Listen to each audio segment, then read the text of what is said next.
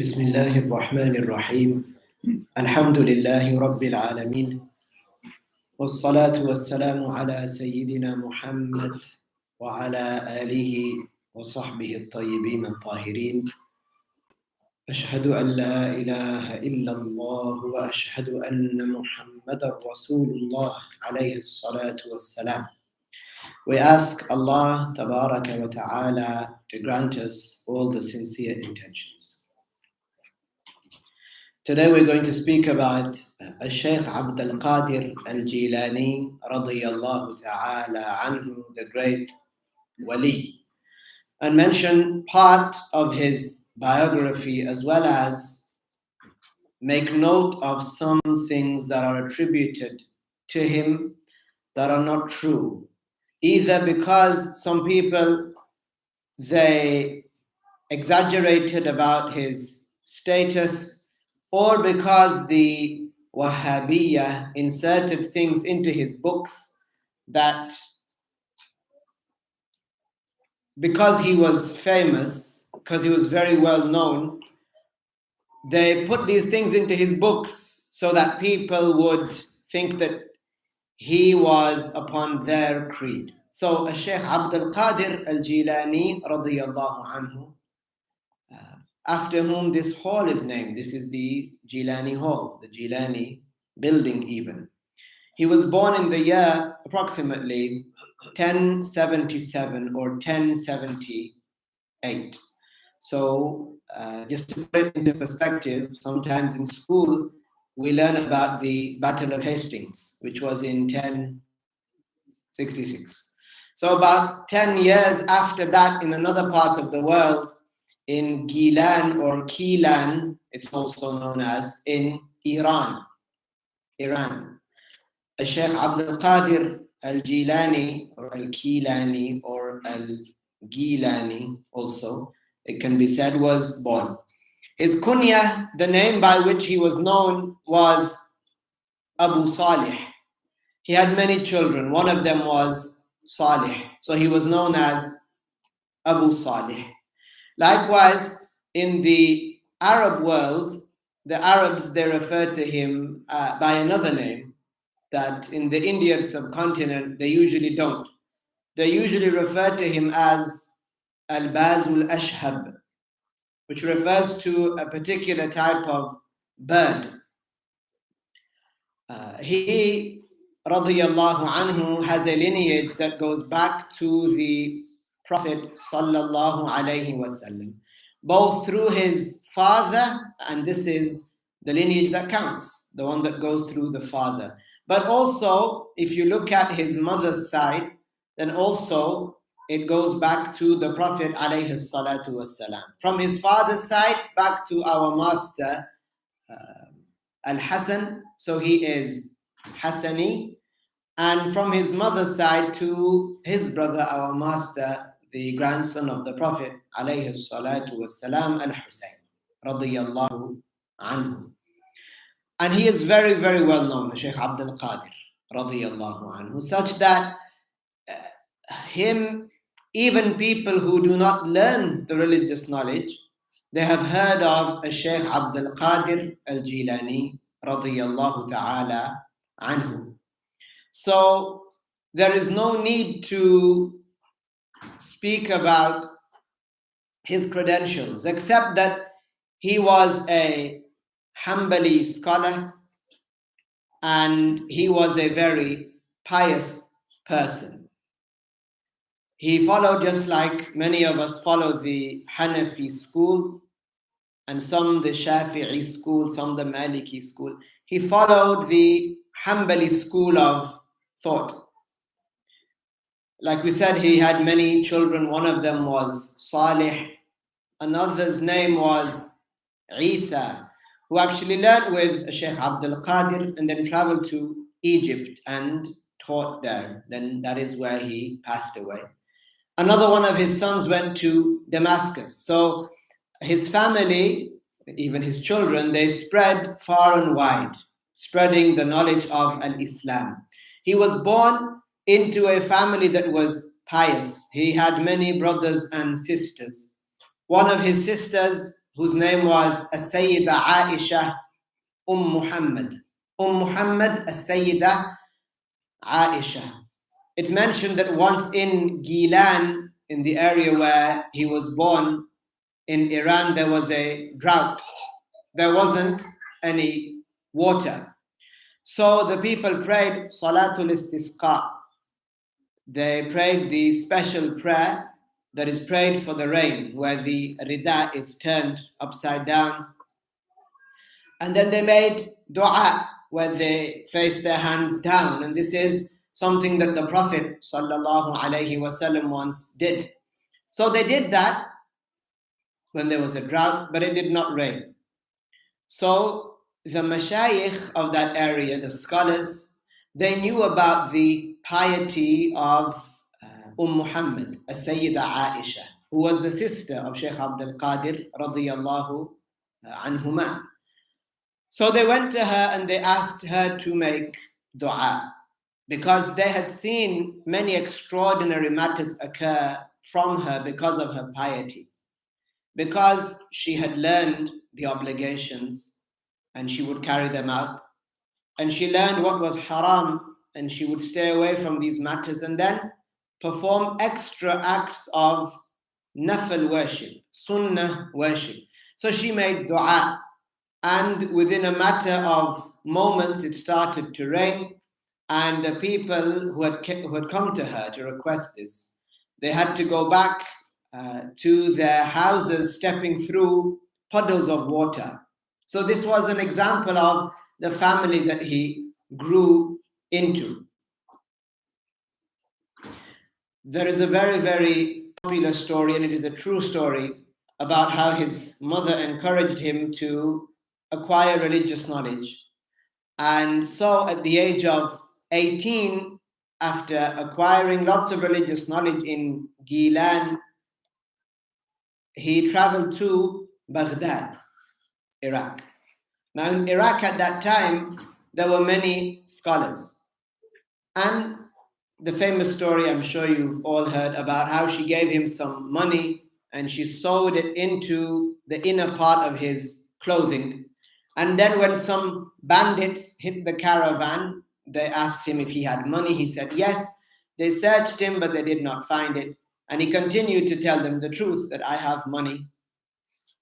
Eventually, they took Shaykh Abdul Qadir, who was only 18 at the time, to the head of the bandits. And when he questioned Shaykh Abdul Qadir, he told him that I do have money and I do not lie. Then he showed him.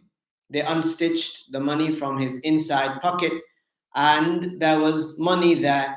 So this was a reason to see the humbleness and the truthfulness of Shaykh Abdul Qadir. These bandits, firstly, their leader, he repented to Allah from that which he used to do. And likewise, the people that were working underneath him, they also repented. He stayed learning the religious knowledge in Baghdad for some 25 years. So he spent not 2 or 3 years. He wasn't like some people do. They get fast-tracked on a religious course, on an Islamic course. They might stay for a year studying religious knowledge, and then they call them Mufti and Maulana and Shaykh Fulan. So he stayed for a quarter of a century, 25 years, in Baghdad, learning religious knowledge. Notably, one of the scholars who he learned under was a Shaykh Ahmed al-Dabbas.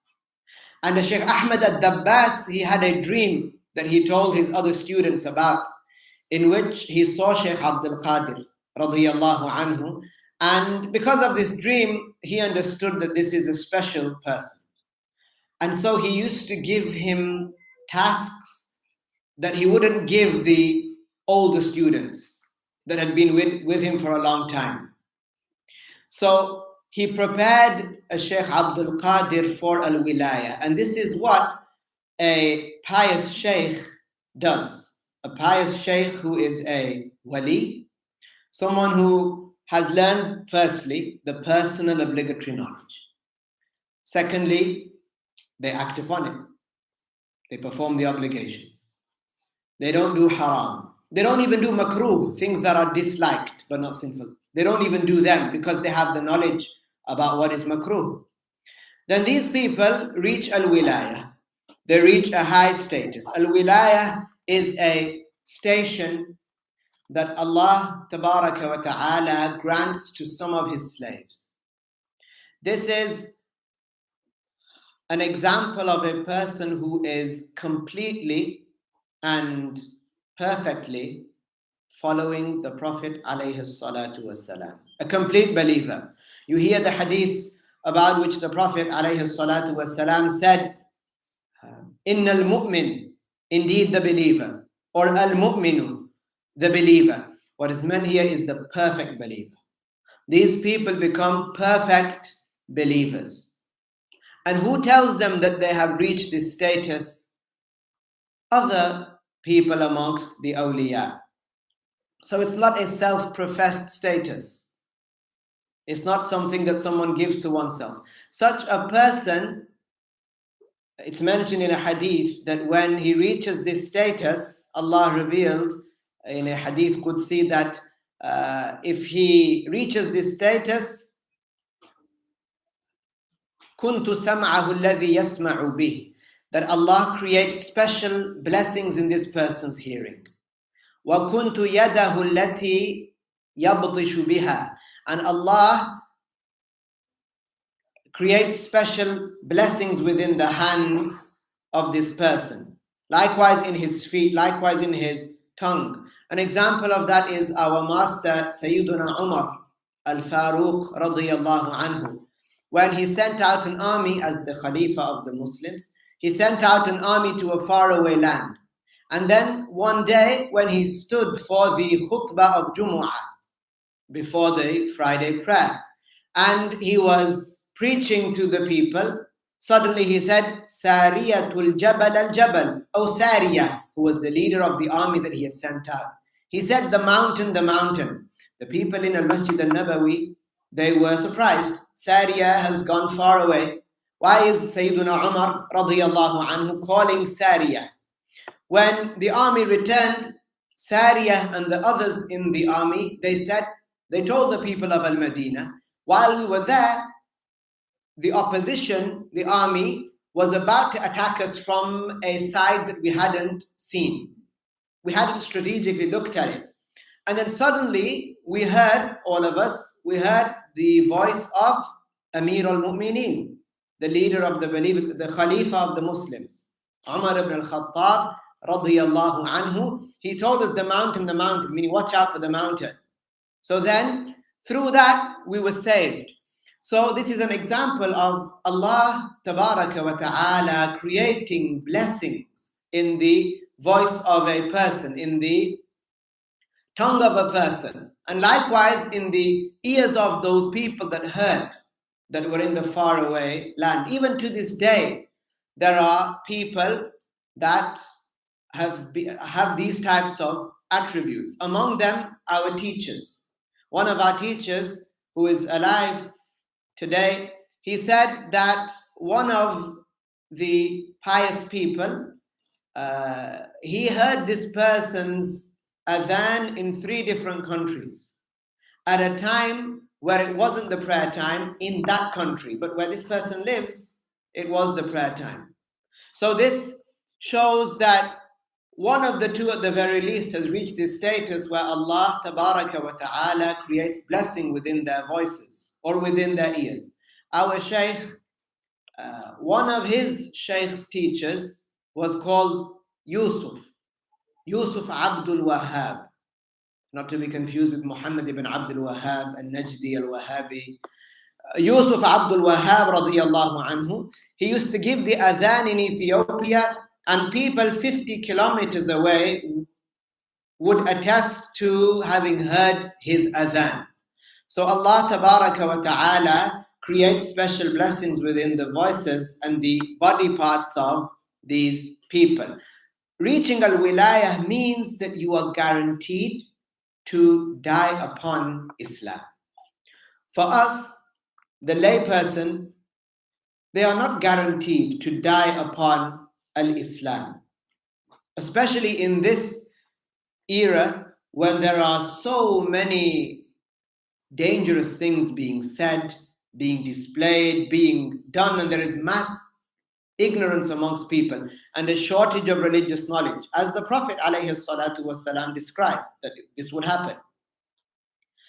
So one of the scholars, maybe 100 years ago, said that perhaps the angels would be surprised if a person dies as a Muslim. This is the opinion of that scholar. This is also based upon the hadith of the Prophet ﷺ, that people would in the morning be Muslims. A time would come when in the morning they would be Muslims and in the evening they would be non-Muslims. So this person who reaches this status, al-wilayah, that Allah Ta'ala grants to these people with those conditions, these people are safe from dying upon kufr. They will die upon al-Islam. They will not be punished in the grave and they will not be punished in the hereafter. And these are the people who will have in paradise what no eye has ever seen, no ear has ever heard, and no one has ever imagined. There are many types of endowments in paradise. This type of endowment that we hear about, that we say in paradise, there are things that no one's ever seen, things that no one's ever heard, things that you can't imagine. These particular endowments are for the awliya, for the pious people. And this is a goal for each and every one of us. It's not an exclusive, or let's say it's not a station that cannot be reached. Normal people, they work hard and they can reach this status. This is to work for the acceptance of Allah Tabaraka wa Ta'ala. So it's not a status that is impossible to reach. All those people reached it by working hard. It's not something that you get through your lineage. If one's grandfather was pious, this doesn't necessarily mean that you will be pious just because your grandfather was pious or your grandmother was pious. This doesn't mean you will be pious. Likewise, if one has an honourable lineage, then this does not help a person. They need to pray their prayers. They need to learn. They need to stay away from the haram. So this wali among the awliya, al-Shaykh Hamad al-Dabbas of Baghdad, he took care of a Shaykh Abdul Qadir. He prepared him like you have a murshid, someone who is a wali, and he can prepare his students for reaching this state. He teaches them religious knowledge. He tells them how to act. He tells them to lessen their food and going after desires. And he holds their hand metaphorically and directs them towards doing the things that they need to do to reach al-wilayah. So he did that with the Shaykh Abdul Qadir radiyallahu anhu. And he prepared him. He prepared him for al-wilayah. Sometimes a person would knock at the door of al-wilayah. This is what the scholars say. They say a person would knock at the door of al-wilayah and be patient and be patient and be patient. And then just when the door is about to be opened, he gives up. He gives up and he stops doing those extra acts of worship on top of the obligations, and then he loses out. But a person reaches a state where he is known as al-murid al-muhayya. The murid, the one who wants al-wilayah, and he is prepared. He has been molded, his energies, they've been channeled so that he would reach this status. Then all it needs is a deed for him to do that Allah had eternally willed that he would do it for the sake of Allah, and then he would reach al-wilayah. Or his pious teacher would look at him, and Allah Tabaraka wa Ta'ala creates within this look a great blessing. This is known by the pious as an-nazra. Just as the evil eye exists, al-ain, nazar, just as that exists and it causes harm, Allah created it, and Allah created within it a certain harm, right? So if someone is jealous of someone's endowment and they want to take it away, and they say something like, "Oh wow, oh that's amazing," and inside, in their heart, they are boiling and they are jealous, then the evil eye can hit, right? Like that, the opposite also exists. There is the pious people, sometimes when they look for the sake of Allah, wanting good for a person who is already climbing the stairwell of al-wilayah and he has a few steps left, then this blessed look that Allah creates for these pious people, this is that thing that pushes them over those steps and they become among the awliya. Al-Badawi of Egypt, who is a famous wali, like a Shaykh Abdul Qadir al-Jilani, like al-Dusuqi, like al-Rifa'i. Al-Badawi of Egypt was known for this. He was known as as-Sutuhi, which means the one on the roof, because he used to prepare his students, teach them, and then he would sit on the roof of his house. And it's known famously that one particular student of his was once passing and he was ready for al-wilayah. And he gave him a nadra. He looked for the sake of Allah. Remember, it's not a power that this wali possesses such that he creates. No, Allah is the creator.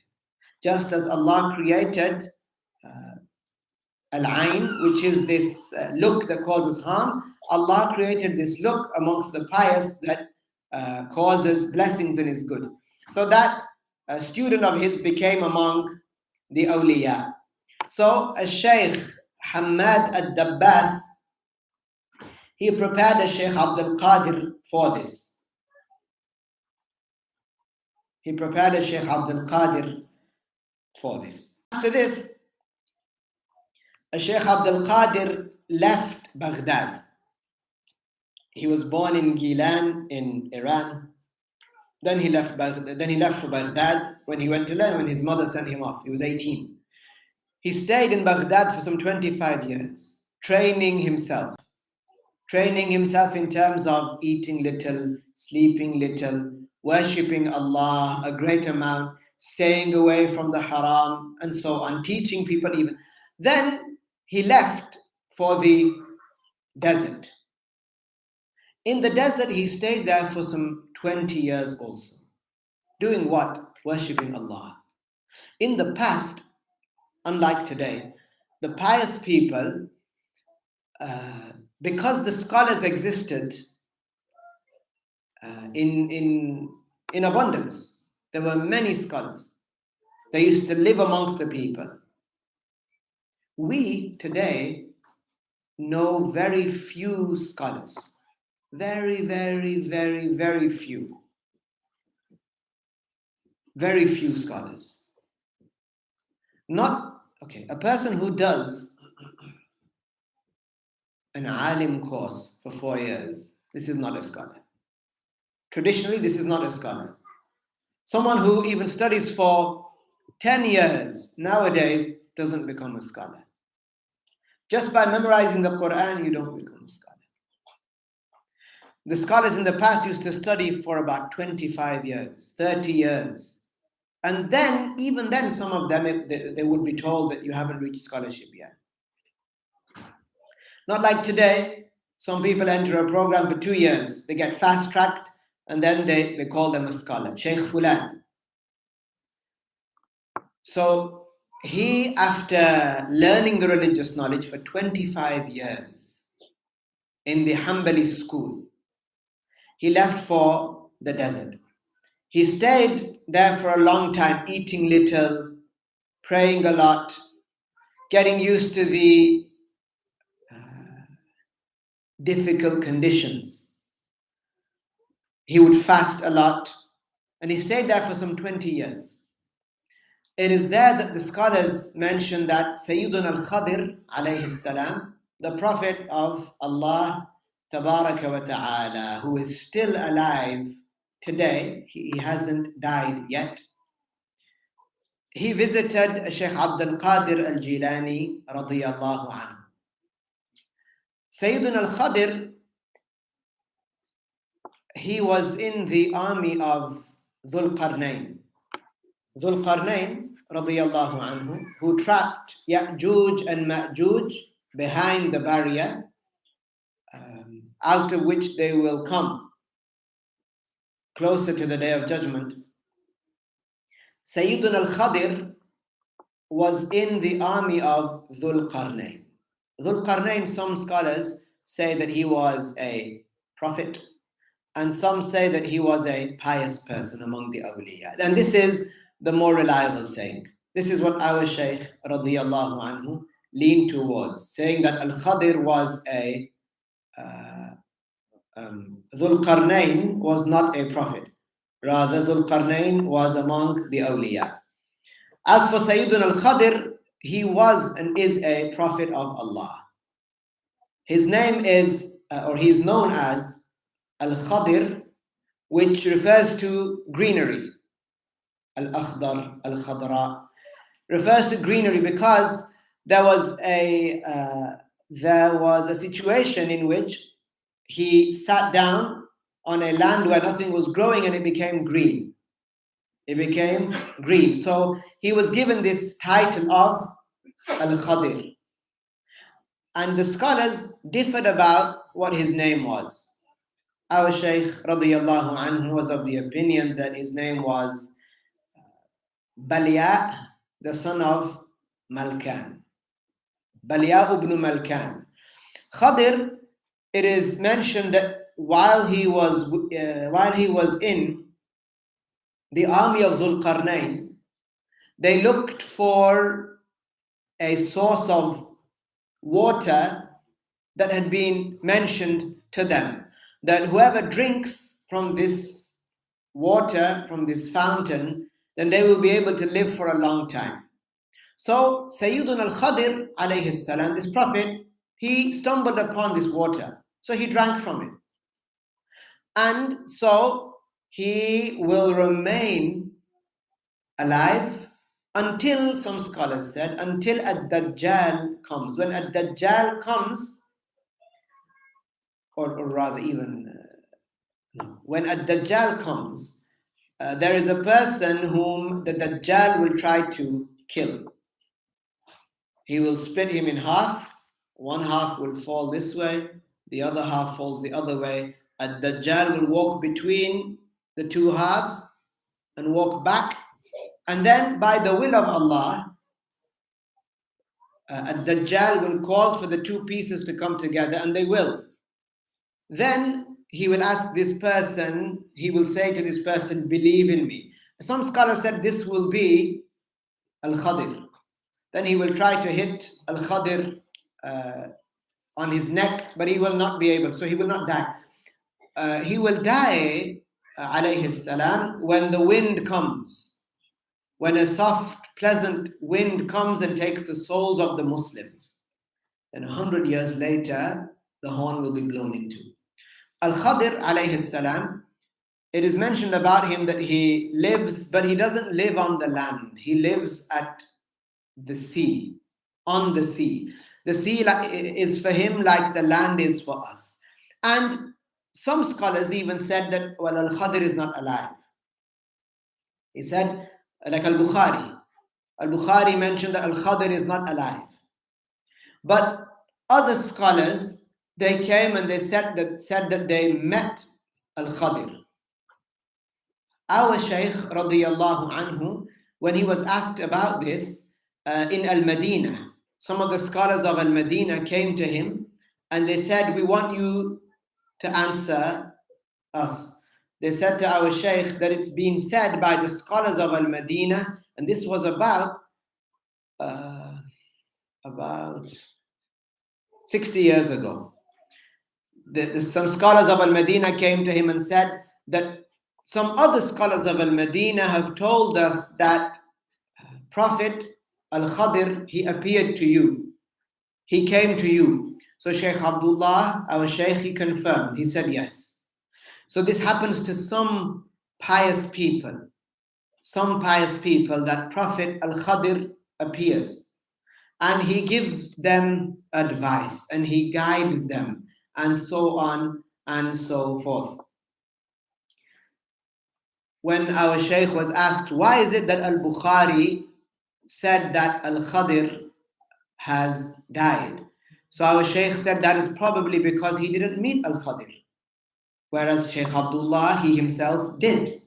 Also, Shaykh Muhammad al-Harrani, one of the awliya that is buried in Istanbul, next to the maqam of Abu Ayyub al-Ansari. On his grave, because people used to know this about him, on his gravestone it says, Min Jama'at al-Khadir, meaning that he is among the companions of al-Khadir, because it is known that al-Khadir used to meet him regularly, alayhi salam. So al-Khadir, he came to a Shaykh Abdul Qadir radiyallahu anhu whilst he was in the desert. And it was him, alayhi salam, that ordered a Shaykh Abdul Qadir to go back to Baghdad, because now he reached a rank which was great, such that he became a musallik, a murshid, someone who is a wali. He reached the station of al-wilaya, and he now could prepare other students, other people for al-wilaya. So he entered Baghdad, and it's mentioned that he aided some 12,000 people in reaching al-wilaya. 12,000. We ask Allah to grant us even the lowest rank of al-wilaya. He helped 12,000 people reach al-wilaya. Radiyallahu ta'ala anhu. Let us mention, before we go on, let's mention some of his creed, his aqidah. We're going to also mention that the Wahabis, some of them even changed some things in his books because he was so famous, because he was known. And like our Shaykh, the karamat, the extraordinary matters that occurred at the hands of Shaykh Abdul Qadir, they were extraordinary. Many thousands of matters occurred at the hands of Shaykh Abdul Qadir radiyallahu anhu, such that nobody could deny. Even Al-Hafiz al-Nawawi, who did not meet him, he said that tawatarat al-akhbar, meaning that the level of things that have reached us, of the piety of a Shaykh Abdul Qadir, and that have been narrated to us about the extraordinary matters that happened to thousands of people at the hands of Shaykh Abdul Qadir, it's reached a level that you can't deny. It is mutawatir. There has been mass witness transmission. Like our Shaykh radiyallahu anhu, if you read about the extraordinary matters that the people saw that are still alive today, hundreds and hundreds and hundreds of people that are still alive today, that tell the stories about the extraordinary matters that occurred with them at the hands of our Shaykh radiyallahu anhu. Like that, so you cannot deny. But what was his creed? So the scholar al-Yafi'i mentions in a book that he authored, al-Tabaqat al-Sufiyya, in the second volume, he says that while a Shaykh Abdul Qadir was in a room making dhikr, worshipping Allah tabaraka wa ta'ala, the devil appeared to him. And the devil appeared to him wanting to trick him. So he appeared to him as a pillar of light, nur. And the devil said, "O Abdul Qadir, I am your Lord. I am Allah. Wal-'iyadhu billah." Said, "Ya Abdul Qadir, ana rabbuk. I am your Lord. I am Allah." So As soon as Shaykh Abdul Qadir heard that, he said to him, "Khasitta ya la'in," which means it's saying to him, "Woe be to you! You are someone who is in loss, and you are damned." That's all it took. He saw this nur, this bolt, this pillar of nur in the room with him, and it was the devil that said in a voice, "Oh Abdul Qadir, I am Allah, and I've excused you from performing the obligations. You're excused." So as soon as Abdul Qadir heard that, he said, "Khasitta ya la'in." Oh, you damned one, you mal'oon. Lanti. That's what mal'oon means, la'na. He said, "Oh, you mal'oon." Why is this? Because Shaykh Abdul Qadir, he knew that Allah is the creator of light. He knew Allah mentioned in the Quran, وَجَعَلَ الظُّلُمَاتِ وَالنُّورِ. Allah created darkness and light. So this pillar of light, it's impossible that it be Allah. Impossible. And then also, the devil spoke with a voice, and his speech was in a language and made up of letters. As for the kalam of Allah, we can't imagine it. It's not a sound.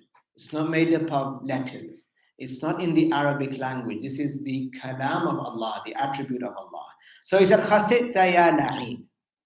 And then the devil said to him that your knowledge, O Abdul Qadir, it saved you. When Shaykh Abdul Qadir said to him, "Oh, you damned one," that pillar of nur, it gave way, and the room became dark again. And so the devil said, "Oh, Abdul Qadir, it is your knowledge about Allah that saved you." He said, "For indeed, I have misguided 70 worshippers who wanted to reach al-wilayah. I've misguided 70 worshippers before you." Meaning they committed kufr. They either believed that that was Allah, or they believed that they are not obligated to perform the acts of worship, like prayer. Likewise, the Shaykh Abdul Qadir radiallahu anhu knew that, look, the Prophet Muhammad alayhi salatu wasalam was obligated to pray, so who am I? He was obligated to fast Ramadan, so who am I? Likewise, among his sayings is that Allah tabaraka wa ta'ala, wahidun ahadun fardun samadun, lam yalid wa lam yulad wa lam yakul lahu kufuwan ahad. Meaning, Allah is one. He is not like the creation. He has no similar. He said, لَيْسَ كَمِثْلِهِ شَيْءٌ وَهُوَ السَّمِيعُ الْبَصِيرُ. Allah is absolutely nothing like the creation. And He has the attribute of hearing and seeing. He said, لَا شَبِيهَ وَلَا نَظِيرَ وَلَا عَوْنَ وَلَا شَرِيكَ. Allah doesn't have a partner. I'll give you an example of what it means to have a partner. I partner you in many things. You are a color and I am a color. I'm in a place and you're in a place. We are in places. We partner each other in being in a place. We share this attribute. Allah doesn't share any attribute with the creation. Allah is not attributed with any attribute of the creation. So He's without place, without time, without color, you can't imagine Allah. And this is what Shaykh Abdul Qadir said. He said about Allah, وَلَيْسَ بِجِسْمٍ فَيُمَسْ. Allah is not a volume, something that can be touched. You can't imagine Allah. He's not something that can be touched. وَلَا بِجَوْهَرٍ فَيُحَسْ. Allah is not like us. We can feel the wind. We can feel a cold finger on the back of our neck. Allah is not like us at all. Allah is not light, and Allah is not like the wind. Allah is not like His creation at all. This was the creed of Shaykh Abdul Qadir radiyallahu anhu. And there are many more things that he mentioned like this about in creed. Now, there are a few important matters that need to be mentioned. Shaykh Abdul Qadir, radiyallahu anhu, he authored a book that is confirmed to be from his works. It is called Kitab al-Ghunya. Kitab al-Ghunya was written by Shaykh Abdul Qadir. But, and it is in the Hambali fiqh, like you have Hanafi fiqh, Shafi'i fiqh. It's in the Hambali fiqh. And it's a large book. It is at least 2 volumes, as an example. At least 2 volumes. This book that was written by Shaykh Abdul Qadir, like I said, when the Wahabis, or even before the Wahabis, when the Hanbalis, I might have said Wahabis earlier, when the Hanbalis, who liken Allah to the creation, because these people existed, these people, when they saw that Shaykh Abdul Qadir is a Hambali, and a lot of people, they listen to what he says, and it's known that he performs these extraordinary matters, and he's obviously guided. So let's try to make him one of us. So they took his books, and they added things to his books. And this is something that is confirmed, because these 2 things that are in his books, in this book particularly, which he authored, it is completely out of place. And also, there have been many researchers who have researched al-Ghunya and so on, and they found that these 2 statements that are mentioned in this book are not from the authoring of Shaykh Abdul Qadir radiyallahu anhu. One thing that is mentioned in al-Ghunya that has been fabricated, that is not the saying of Shaykh Abdul Qadir, is that it says in here that Allah is in the direction of above, like the Jews say. This is what is written, that Allah supposedly rose above the arsh.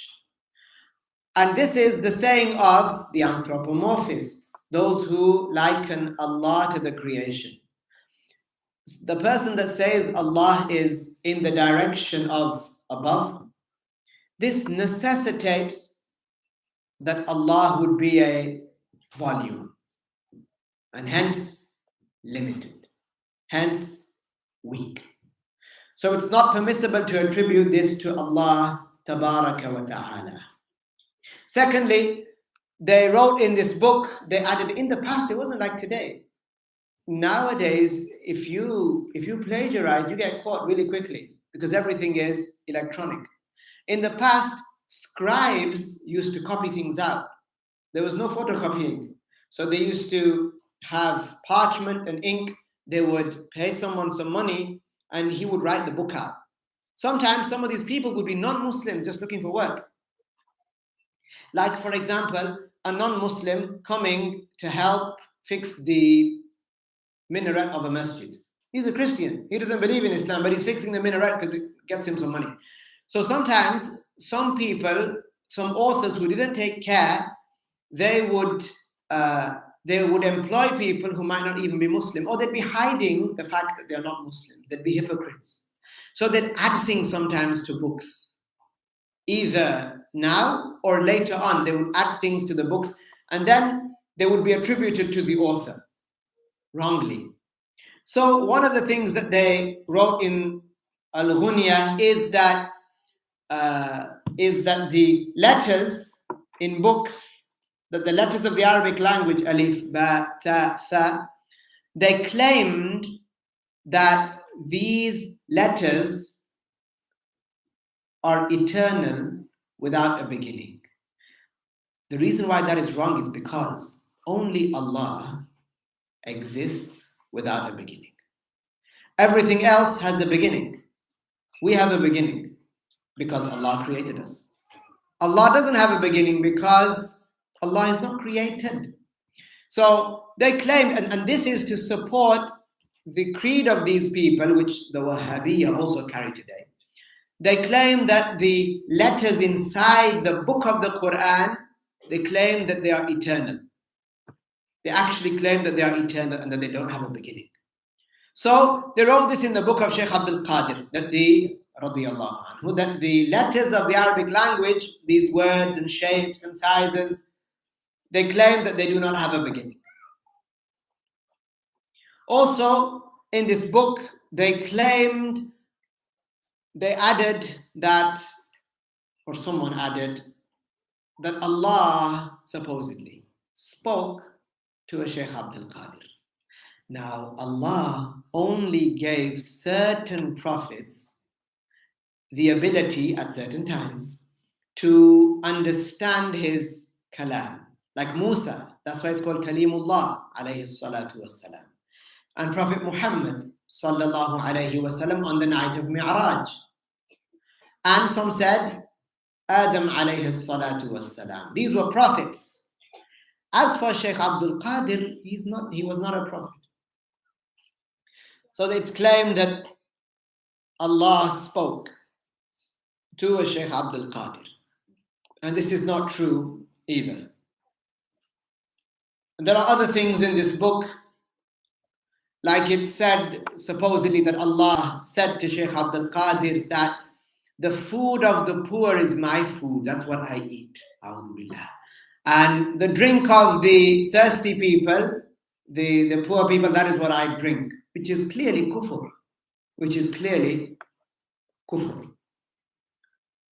Likewise, there are other things that are attributed to Shaykh Abdul Qadir. I will summary. It's attributed to Shaykh Abdul Qadir that he said, which is not true, that people make tawaf around the Kaaba, but the Kaaba makes tawaf around me. Like it leaves Mecca and it comes and makes a tawaf around me. This is not true. Especially now, people in the Indian subcontinent, Pakistan, India, Bangladesh, they seem to think that the awliya were people who were very rigid, stubborn, proud, showing off and not humble. This is what, growing up, going to the mosques, sitting in the jalsas, sitting in these gatherings, that there was a strong, almost palpable feel of the preachers and the so-called imams who would preach in the Urdu language, the Punjabi language, portraying the awliya like Shaykh Abdul Qadir as a person who was a show-off, as a person who was stubborn, wal-'ayadhu billah. And this is completely wrong. This is completely wrong. Shaykh Abdul Qadir radiyallahu anhu was a complete believer. That's why he reached this rank. So he wouldn't say statements like this, like the Kaaba comes to do tawaf around me. This is ridiculous. The Kaaba, which does not leave Mecca, which has people making a tawaf around it, day and night. I mean, if the Kaaba had left, of course people would have seen it leave. So Shaykh Abdul Qadir radiyallahu anhu was very, very, very humble. He would not say something like that. And further to that, he would not say things that are kufr. Like, for example, some people narrate, they fabricate about him that he said that the blessings that Allah created in me, this is not true. They claim he said that the blessings that Allah created in me, if I was to cast them, because of my high status, if I was to cast them on the fire of hell, the fire of hell would be extinguished. When Allah revealed in the Quran about the people of hell, خَالِدِينَ فِيهَا أَبَدًا, that they will stay in hell forever, which means hell will remain forever. See, this feel of pride and showing off that you get from these words, these are not the words of Abdul Qadir al-Jilani radiyallahu anhu. The reason why we are mentioning and why we spread the truth is so that Shaykh Abdul Qadir, his image isn't tainted by people like this. He was not someone who was proud, he was someone who was very humble. He was someone who followed his grandfather, Prophet Muhammad alayhi salatu wasalam, in a complete way. Likewise, there is another statement that is very, very, very popular, more popular than the previous statements. They claim that Shaykh Abdul Qadir or actually I'll mention who claimed this first. A person, a historian, who was obsessed with the Shaykh Abdul Qadir radiallahu anhu. He loved Shaykh Abdul Qadir, which is great. He lived about 100 years after Shaykh Abdul Qadir al-Jilani radiallahu anhu. His name was Ali al-Shatnufi. Al-Shatnufi. Ali al-Shatnufi, he was someone who the scholars like Ibn Hajar al-Asqalani, the great Hafiz, Ibn Rajab al-Hambali, al-Dhahabi, the student of Ibn Taymiyyah, even though we don't regard him as anything, they all mentioned that this person, he would make up statements and then make up false chains and then attribute these statements to Abdul Qadir al-Jilani radiyallahu anhu. One such statement was that he said in his book, which is called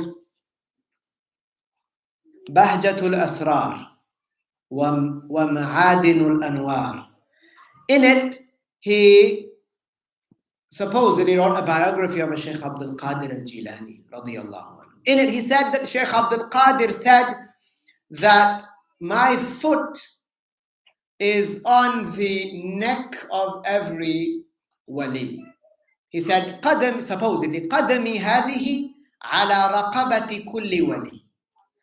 This statement, it was judged as being a lie. The attribution of this statement to Shaykh Abdul Qadir radiyallahu anhu was judged as being a lie by many of the scholars. The first one to say it was Ali al-Shatnufi, the Egyptian historian. Then this statement is spread, especially in the Indian subcontinent. It's spread. It's not acceptable to obviously say that with literal meaning. And likewise, it's not acceptable for a person to say that about Shaykh Abdul Qadir, that he said it metaphorically.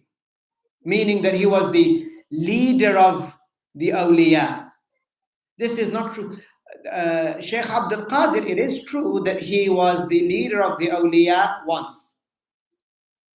This is something that is known to the awliya. I don't know much about it, except that al-Ghawthiyya, to be a Ghawth, is to be the leader of the awliya. On one occasion, Al-Imam Ahmad al-Rifa'i radiyallahu anhu, the contemporary of Shaykh Abdul Qadir, he was given al-Ghawthiyya, to be the leader of the awliya. And this comes with certain tasks. So he kindly declined, Al-Imam Ahmad al-Rifa'i. So then it went to Shaykh Abdul Qadir radiyallahu anhu. Then Al-Imam Ahmad al-Rifa'i was offered it again and he took it, he accepted, such that Al-Imam Ahmad al-Rifa'i accepted it twice. And Shaykh Abdul Qadir radiyallahu anhu at another time, he accepted, so he had it once. So he was the leader of the awliya at one time. But this statement, he did not say it. He did not say, and so it would be a lie to attribute this to Shaykh Abdul Qadir. Someone might say, well, I want to say it. Yeah, but Shaykh Abdul Qadir didn't say it. You might say, well, I'm praising Shaykh Abdul Qadir. You're praising him with a lie. You're praising him with a lie. The scholars, they mentioned that this statement is a lie. You might say, Shaykh Abdul Qadir will be happy with me. He won't be happy that you're committing haram. He won't accept, he's humble. He wouldn't say that he is the leader of the awliya. Our Shaykh radiyallahu anhu, once a person saw the Prophet alayhi salatu wasalam in a dream. And the Prophet alayhi salatu wasalam said to this person, do you know that Shaykh Abdullah, so Shaykh Abdul Qadir radiyallahu anhu did not say this statement. And there are many references for who said that this statement is not one of his. There is a lot more to say about a Shaykh Abdul Qadir radiyallahu anhu. The time passed very, very quickly. Subhanallah. But I'll finish with this. Our Shaykh radiyallahu anhu once wanted to, in maybe the 60s or 70s. He was in Damascus, and he went to one of the people at that time. He was a sheikh that was blind.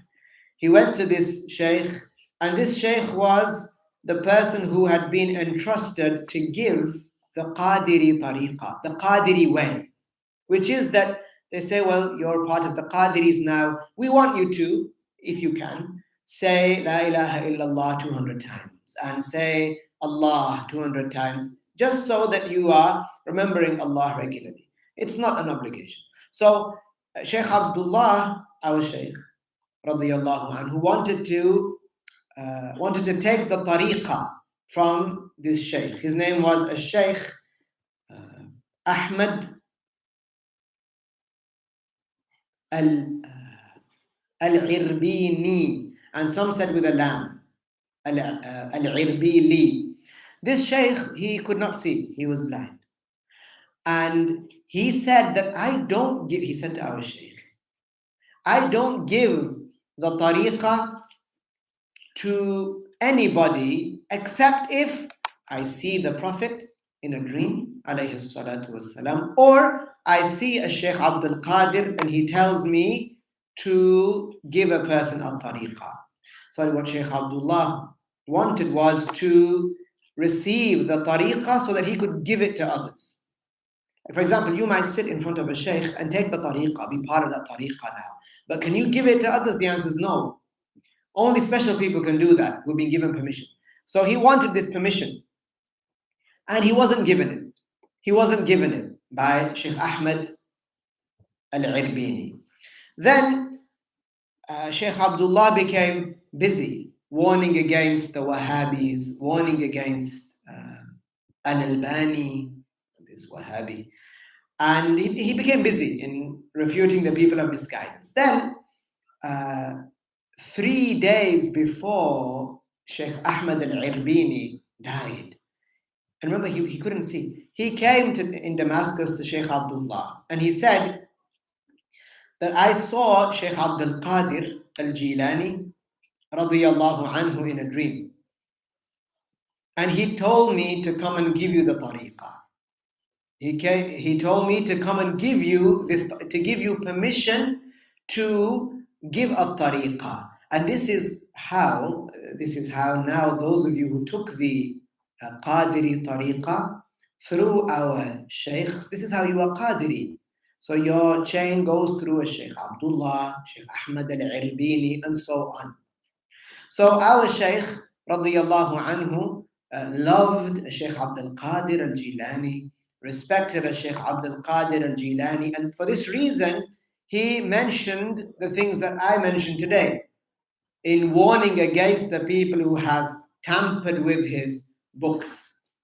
In another session, inshallah, I can go through the relationship between Shaykh Abdul Qadir and his contemporary Shaykh Ahmed al-Rifa'i radiyallahu anhuma. And he is the one after whom that the other building is named. The other building on the other side there is called the Rifa'i building, after this great wali of Allah, who in the year, subhanallah, I wanted to read it to you just in a minute.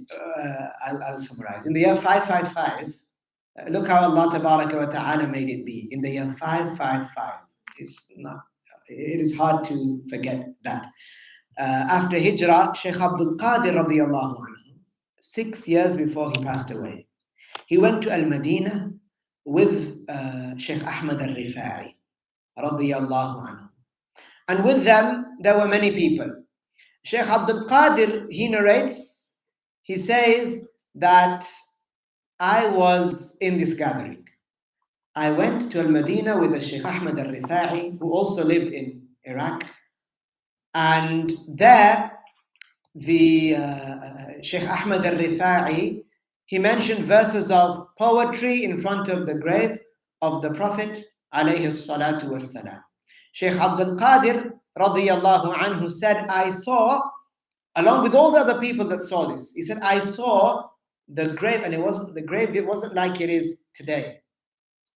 Wahhabis, they don't let you touch the the barrier and anything. But the grave was more open in those days. The grave of the Prophet alayhi salatu wassalam. Shaykh Abdul Qadir al-Jilani said, this is 6 years before he passed away. And this is confirmed, it's also mutawatir. He said, I saw the grave of the Prophet alayhi salatu wassalam open up, and I and others saw the blessed hand.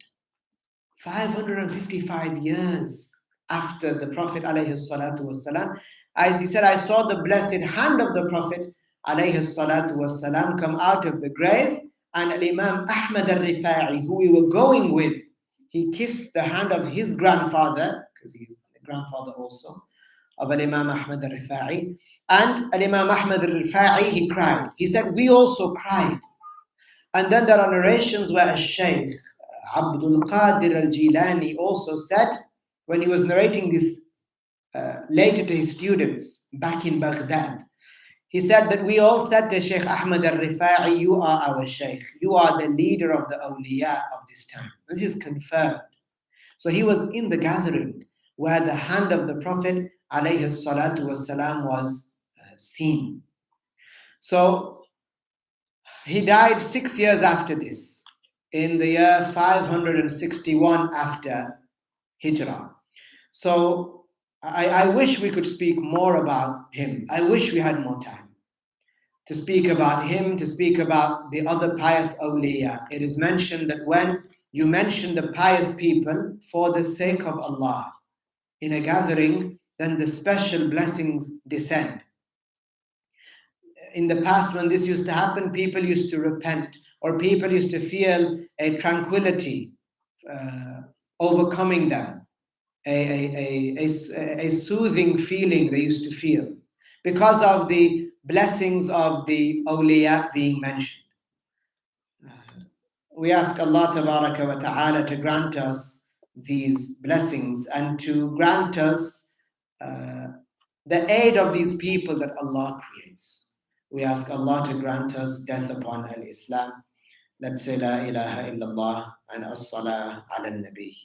La ilaha illallah. La ilaha illallah. La ilaha illallah. Allahumma salli ala Sayyidina Muhammad wa ala alihi wa sahbihi wa sallim. Allahumma salli ala Sayyidina Muhammad وعلى آله وصحبه وسلم. اللهم صل على سيدنا محمد وعلى آله وصحبه وسلم.